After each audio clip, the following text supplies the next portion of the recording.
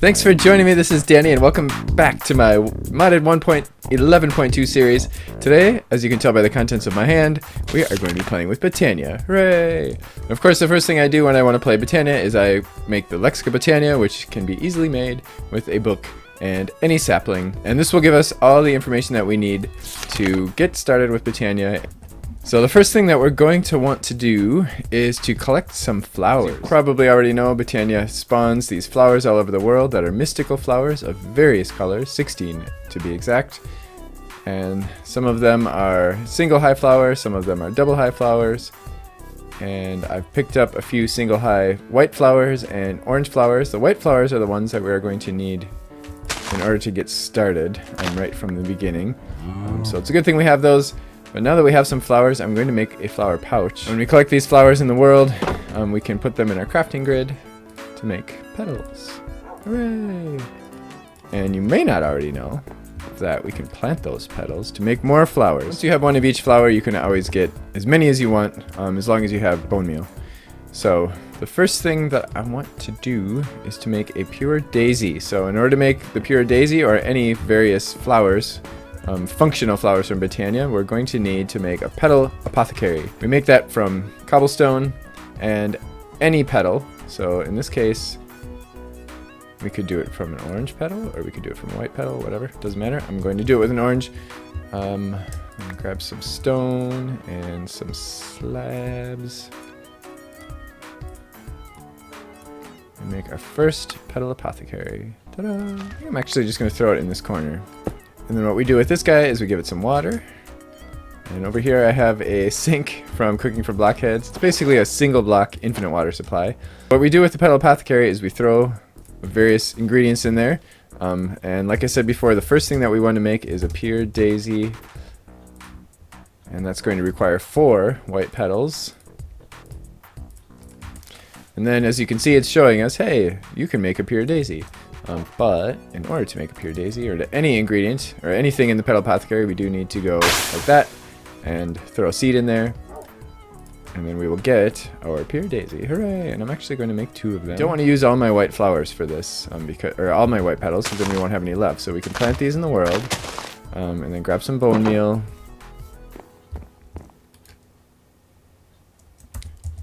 Let's grab a couple of them.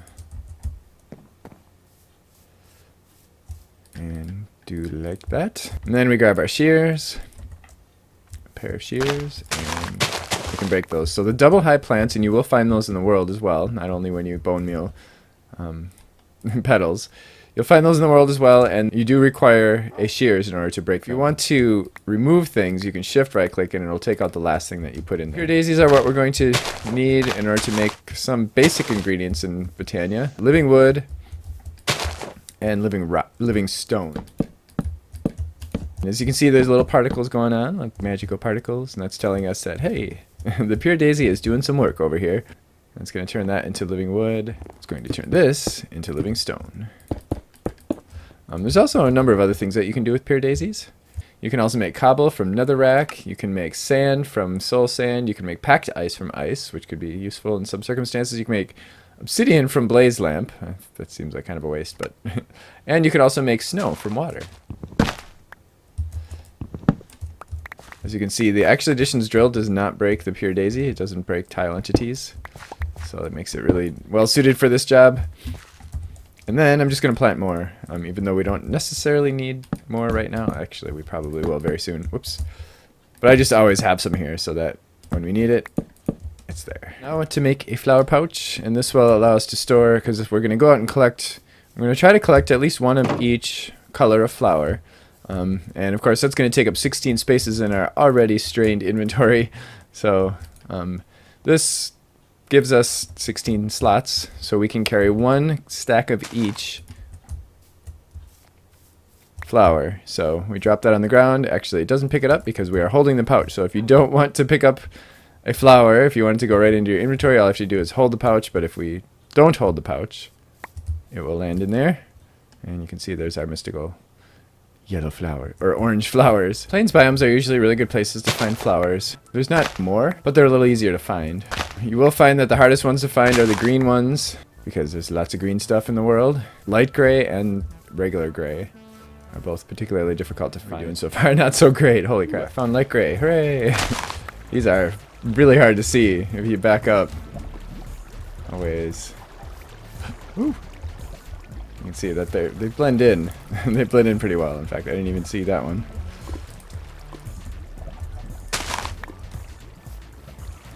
I don't have all the colors yet, but I do have all the colors I need to get started with our Endow Flames. So brown, red, and light gray, and that'll get us started with our mana production. Hooray! Finally! Nice! Five little black ones grouped together. I just found yellow too. I didn't realize I didn't have yellow either. Now I've got them all. I have at least one of every flower. So there's 3 things we're going to need in order to produce mana. One of them is a place to store the mana and access it. That's going to be the mana pool. The other is going to be a way to move mana around, and that is going to be a mana spreader. And we're going to be starting out with a regular mana spreader with just living wood. And of course the third is a way to produce mana, and that is going to be Endow Flames. That's how we're going to start. So there are multiple flowers that you can use to produce mana, and we are going to be producing we're going to start out with Endow Flames. Those are actually one of my favorite for mana production, not only for early game but also for like later in the game as well. 2 brown petals, 1 red petal, and 1 light gray petal. Make sure it's light gray, not gray. I've made that mistake many times. Makes an Endow Flame. Oh, and we're gonna need a bunch of seeds. Let's grab all these. And we have electric magic. Hooray! Now we have to get our bucket. We have a limited amount of time in order to right-click to repeat the recipe.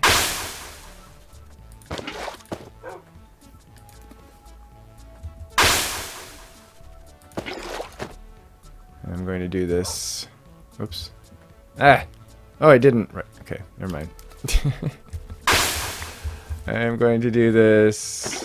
I can't remember how many times. I'm going to do it until I run out of mystical brown petals. So far we have 4. We're going to have 8 when we're done. This is really quite a mess, but whatever. We're going to put the mana pool right there. We're going to set the mana spreader. Now, the further away you put the mana spreader from the mana pool, or whatever it is sending to, the longer it's going to take for the mana bursts. So I'm actually just going to put it right next to the mana pool. So it'll almost instantly put mana in there. And then I'm going to place our 8 Endow Flames. And because I placed the mana spreader down first, it should find them right away, actually. Let's make this hollow, a hollow circle. And you'll see why in a bit. So very soon, we should start seeing mana come out of there, but we can't see anything that's going on right now because we don't have a Wand of the Forest. So that's the next thing we're going to make. So the Wand of the Forest we're going to make with some living sticks. We're going to need 3 of these. It takes 2 square meters of wood to make 1 stick. We're going to need 3 of these. And then we're going to need 2 petals, and we can pick whatever colors we want. We go like this. And like that. Of course, we could do 2 blue, and then we would have 2 blues and a green. It picks that other one for us. And then, okay. While we hold the Wand of the Forest, we can see what's going on over here. We can see the direction that the mana spreader is shooting in. Also, when we hover over it, we can see what it is shooting into. And right now, it is shooting into the mana pool. These guys are all connected to the mana spreader, so when we hover over them we can see, and they don't have anything in them because we need to give them some fuel. So the Endow Flames are basically like furnaces, so they'll take coal, they'll take anything that a furnace will burn. I'm gonna just drop 8 pieces of charcoal, and those guys should pick them up. There we go. So now they're all burning charcoal, and they're all producing mana, and we're already getting lots of mana bursts. Look at that. Hooray! Very cool. Now if that noise starts to drive you crazy after a while, shh, quiet down. In order to semi-automate our mana production, I'm going to make an automatic precision dropper from Actual Additions. This is probably the easiest and dumbest way to do this. We're going to have a more sophisticated setup in the future, But for now, just so that we don't have to keep coming over here and dumping our mana there. Oh, we got to turn that though. So we've got a pressure plate and we have an automatic precision dropper. The automatic precision dropper is in deactivation mode, which means that it will, this is actually additions, which we did in the last episode. In deactivation mode, it will, oh, I don't have, oh wait, oh, this works. That actually rotated it, didn't it? So is it in the right direction now? Yes, okay, so it's pointing down now. Deactivation mode means that it's going to work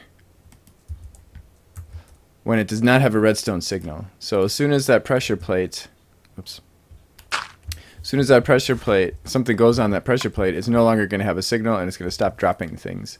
So if we put a bunch of charcoal in there and pick that thing up, oh crap, you can see that it drops one piece of charcoal and then it waits until it gets picked up. So that way we won't be wasting charcoal until our mana is full, then it's going to start wasting charcoal. But we'll make this a lot more robust in the future. If you don't have actual additions, there are definitely other ways you can do this. There's an open crate in Botania, open crate, which works similar to the precision dropper, but it drops down, but it doesn't have an inventory, so you have to have a hopper on it.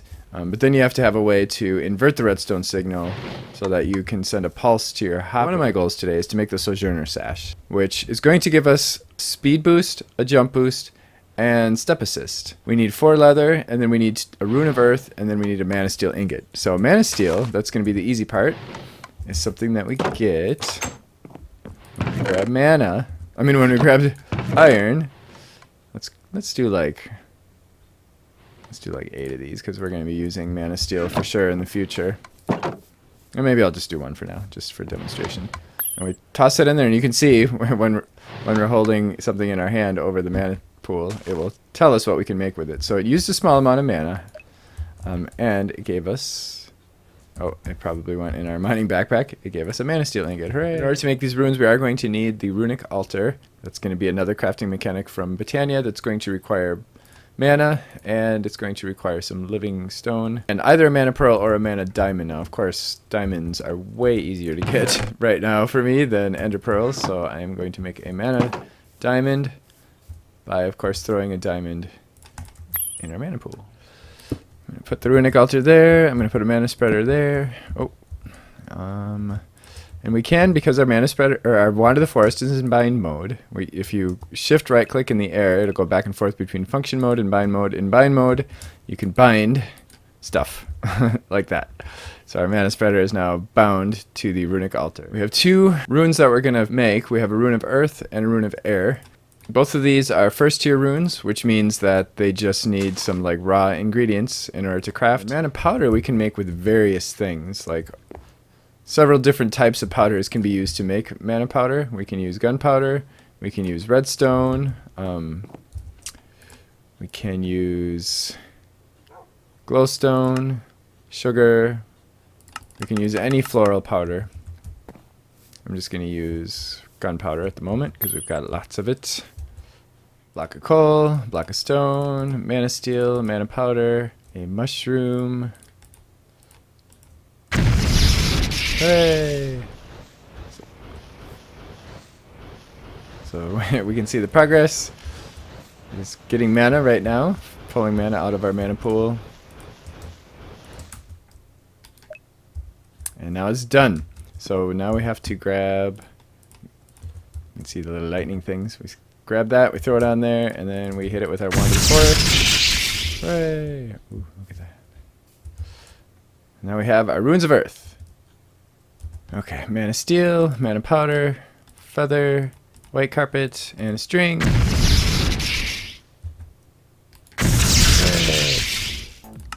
Hooray! Excuse me. Hooray! We have our Sojourner Sash. Now this is a bauble, so we can put it in our bauble slot. However, it's not going to do anything for us. As you can see, we're not any faster. We have no step assist. We had to jump manually, and that's because we don't have any mana. So we're going to have to make ourselves a mana tablet. Hooray, we have a mana tablet. Okay, now we gotta get mana in the mana tablet, and to do that, first we need to check to make sure that our pool is... So right now you can see there's an arrow pointing from the mana tablet in the little tooltip thing into the pool. We don't want that, we want it the other way around. We want mana to go from the pool into the tablet. We don't need much for the Sojourner Sash. We don't need much. In fact, that's probably enough. So now we should find that we're a little bit faster. I'm just walking right now. I'm not sprinting. Now I'm sprinting. And yay, we have step assist. That's my favorite. I love step assist. And we've got a jump boost. So we can jump 2 high now. 2 is in the number 2. See? You didn't believe me, did you? I love the Sojourner Sash. And later we'll be able to upgrade this thing in a way, but that's going to be a later game thing. So that we can go faster and we can jump even higher. And it also, as we get into flight later on, the Sojourner Sash does also affect flight. And it has a additive effect to most other speed boosts. So if we have anything else that boosts our speed, like if we had like leggings that make us faster, or a speed potion, the Sojourner Sash will actually add to that. In order to kind of clean up our inventory a little bit, we don't want to have this mana tablet sitting in here, and we can't bobble it or anything like that. But what we can bobble is a mana ring. This guy. Ta-da! And we can put this in our bobble slot. Nice. I'd like to do a little something to protect our base a little bit. Now, of course, this area is open, so mobs can come in here anytime they want. And I don't care too much about most mobs, except for creepers, of course, because they blow up and they break things. So what I'd like to do is I'd like to make a flower called the Tigerseye, which kind of works like having a cat sitting there. It uses a little bit of mana, it scares creepers away, it prevents them from exploding, and it also makes them afraid of you. So if you like head toward the creeper, it'll run away. So it's kind of cool. It's fun.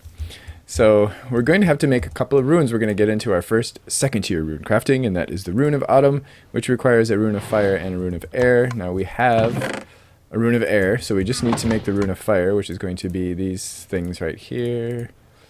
Gunpowder and a mana steel. Where did the mana steel go?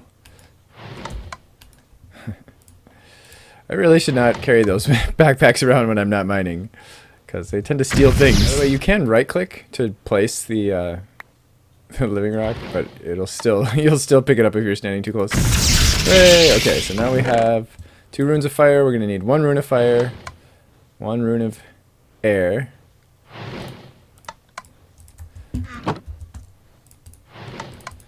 and 3 leaves and a spider's eye. I love being able to use mob drops. You always end up with so many. Okay, there we go. So this one might take a little longer. It's going to take a little bit more mana. We can put that there right away. We don't have to wait until it's done. As we'll learn when we automate this in the future, we'll just have it set up so that it drops the thing right away. So you may notice that we got a bunch of runes there. And that is because we got our fire and our air back. So when you make your second tier runes, it does not consume the first tier runes. Yellow, brown, orange, and lime petals. And that, and of course a seed.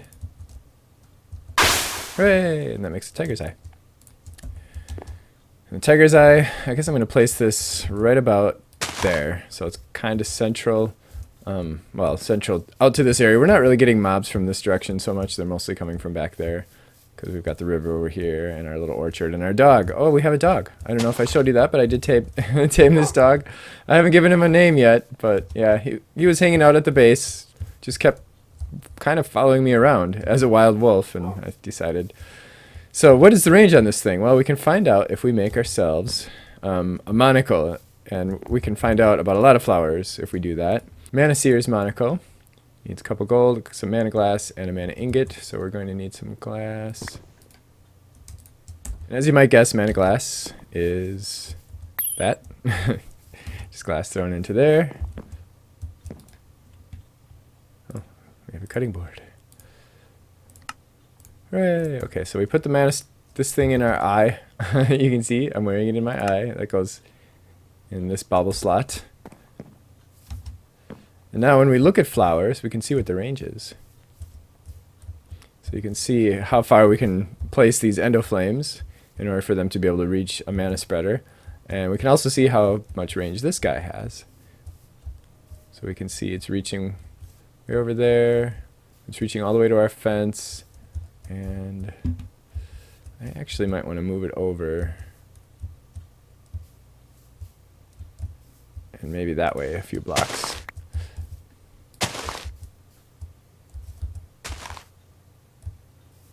Yeah. So when we're in this area, we don't have to worry about creepers blowing up on us.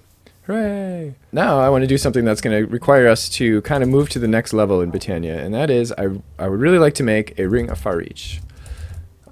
This guy is going to let us, it's going to extend our reach beyond what it is now. So like right now we can reach about that far. Or is that 5 blocks, I think? About 1, 2, 3, 4, 5.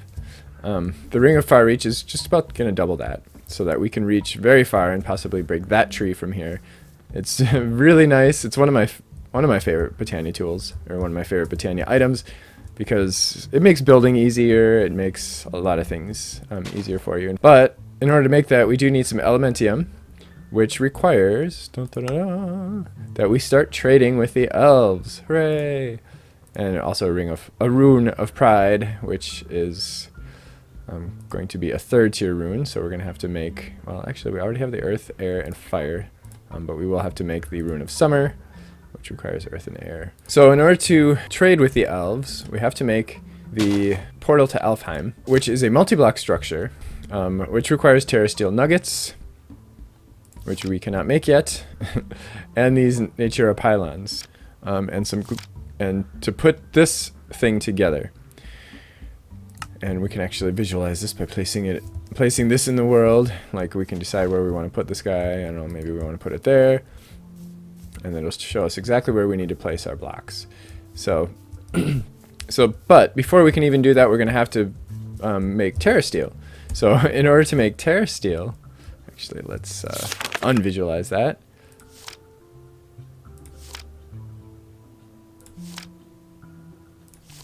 We're going to have to make a Terrestrial Agglomeration plate and set it up in another multi-block structure, a Legajo. And we have to get this thing some mana using spark. Terrestrial Agglomeration plate requires some lapis, all these runes. So we're going to have to make a bunch of runes and a block of mana steel. They're all 1st tier runes, and then there's the Rune of Mana. So not too terribly bad. But the most expensive part of this is that in order to make Terrasteel, once we do get this set up, we're going to need at least a half of a mana pool worth of mana. So we're definitely going to have to be producing a little bit more mana. Mana powder, mana steel, a fishing rod, sugarcane, and bone meal. That's going to make the Rune of Summer. Okay, so now we have all 4 of the 1st tier runes here. Now the only thing that we have left is the mana rune. So that's 1 mana pearl. 1, 2, 3, 4, 5 mana steel. Hooray! There's a Terrestrial Agglomeration plate, and then we're going to need to set this down with 5 living wood and 4 blocks of lapis. I'll be right back. Place a checkerboard pattern of living rock and lapis, and then we place a Terrestrial Conglomeration plate right there, and then we're going to need a spark so that we can get mana to it. In fact, we're going to need 2 sparks. So to make sparks, we need some blaze. Oh boy, we need some blaze powder, which we have none of because we haven't even encountered any blazes yet. However, I think I have a solution. So a string, a rotten flesh, a bone, and a gunpowder. Alright, ready for this? So rather than running all over the nether trying to find blazes, or a blaze spawn or whatever. Hooray! And we got 6 blaze powder out of that. So it does not drop blaze rods, but it does drop a lot of blaze powder. Butterfly. We need a couple petals and then the blaze powder that we just collected. And there we have it. So I'm going to put one spark here. Spark is basically another way to transfer mana. So we've been using mana spreader so far to move mana from the flowers to the mana pool. These are much higher speed, and there's configuration that you can do with them, but if we can click on this one, we'll see that these two sparks are connected. So when this guy needs mana, it's just going to pull it right from this mana pool, which doesn't have enough yet. To make one piece of Terra Steel, we're going to need a mana pearl, so one of our 2 ender pearls that we have left, a mana steel ingot, and a mana diamond. So they are a little expensive, and then like I said, we're also going to need half a pool of mana. Half a pool of mana. So we only have 1 ender pearl left. I keep killing endermen and they're not dropping any. They're being stingy. Is our mining backpack picking them up? It is.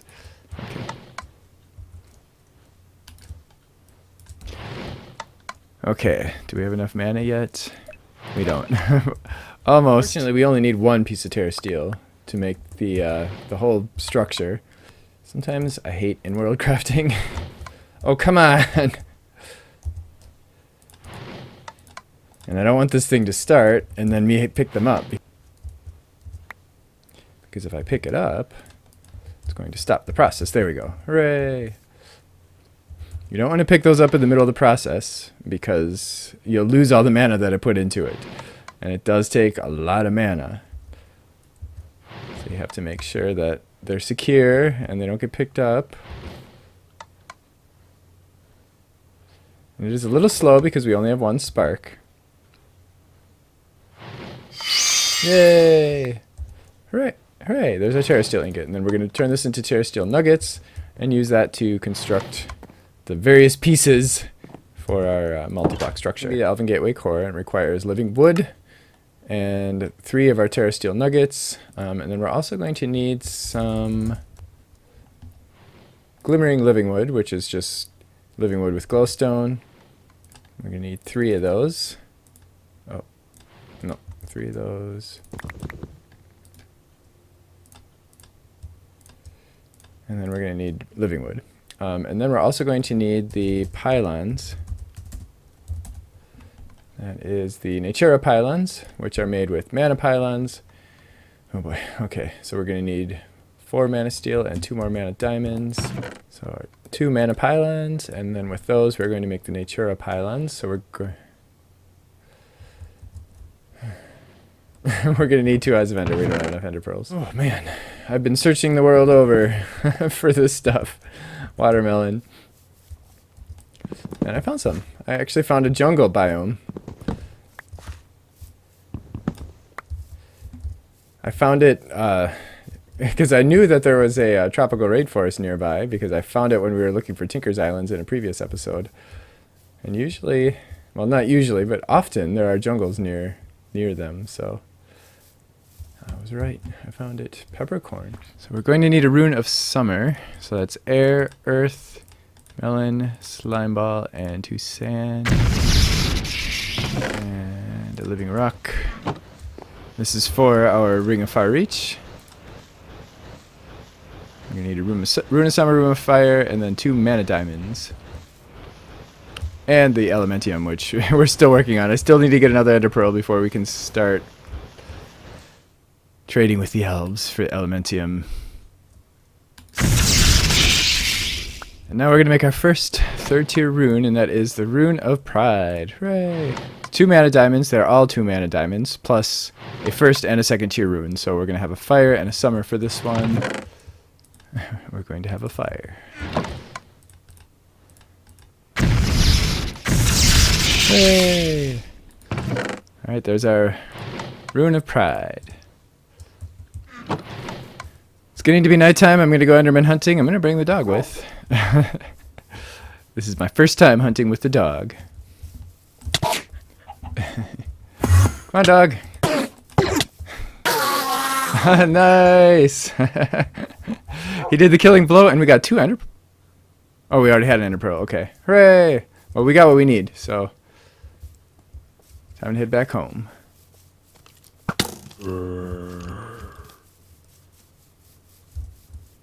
Oh, well.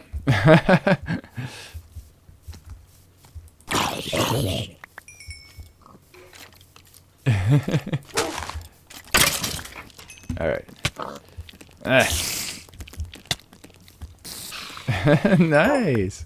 It's fun having a dog. Alright, there's our nature of Pylons. Nice. So I'm gonna put this thing over here.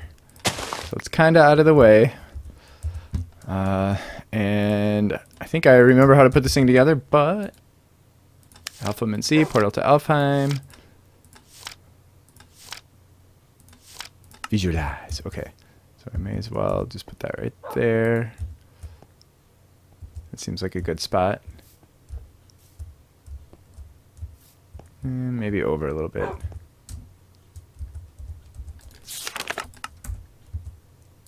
There. Yeah, that looks good. Okay. So now we get all of our blocks.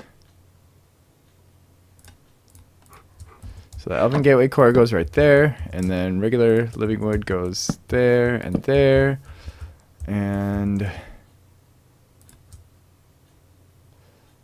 whatever. Let's just put a living wood there and then break it.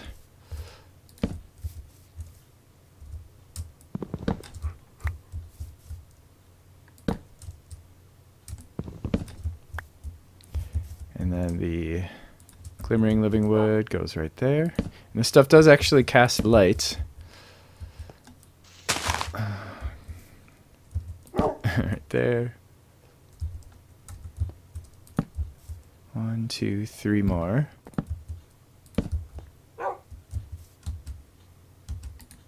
Crap.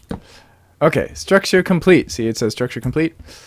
Hooray! And then we need 2 mana pools. I've got my 2 mana pools and our 2 Natura Pylons. We can put these anywhere within an 11 by 11. In fact, we could just put them over here right next to each other near our other mana pool, and that would make things a little easier for us.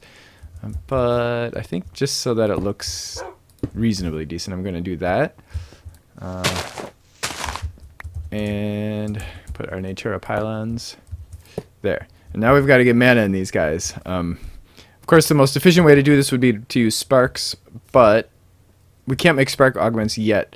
We're going to need at least a quarter of a mana pool in each one of these things, or actually it might be a quarter of a mana pool altogether in order to open it. And then it's going to use a small amount of mana every time we use the portal. It used to be that it would constantly use it while the portal was open, but now it only uses mana when we actually use the portal. Right click, and then right click. So now it's just rebound to this one. And then I'm going to go from here to here. So once this mana pool is full enough, I'm actually going to remove that mana spreader for now. We should have enough to open this thing up. Got at least a quarter between the two. So we right click on the Elven Gateway core, and then we get this little portal thing. Hooray! And you can see it used a considerable amount of mana. It was almost a quarter of a mana pool between the two. And now we can throw stuff in there. So if we throw 2 mana steel ingots in there, 1, 2, we get 1 elementium. Hooray! So I'm just gonna throw the rest of those in there, and we'll get our 4 elementium. And then actually I'm gonna throw my Botania in there as well, and we're going to get it back with a message from the Elven Guard. Greetings, we noticed that our portal was open. I can let you read that. If you want to read it, you can pause. A little interesting message from the elves telling us that we can trade with them now by throwing stuff through the portal, but also telling us that the portal is not strong enough for us to be transported through it. It'll only transport items that we can throw to them. And do make sure, just a couple things that they're going to tell you about in here, is that do make sure that you send them items that there are recipes for. So if you give them something they're not expecting, they're going to take it as a donation. So basically you can void stuff in here by throwing things in there that are not, that there are no recipes for. Hooray! Nice. And this too will require a small amount of mana to use. Oh no. Wait, what? That was weird. So now, remember what I was showing you before? how far away or how close we had to be to break this block. Now we can do it from way over here. Look at that. I love that. I really love the Ring of Fire Reach. In the next episode, we are going to start doing some tech mod stuff, but we will be revisiting Botania again in the near future, probably a couple episodes from now. But I think we got a pretty good start today, so I do hope you enjoyed this. And if you do have any questions or comments about Botania, about what we did, about something we didn't do, whatever, please feel free to leave them in the comment section below. I do read all my comments. And of course, if you did enjoy this, please don't forget to click the like button and to join me next time. Thanks for watching. Bye.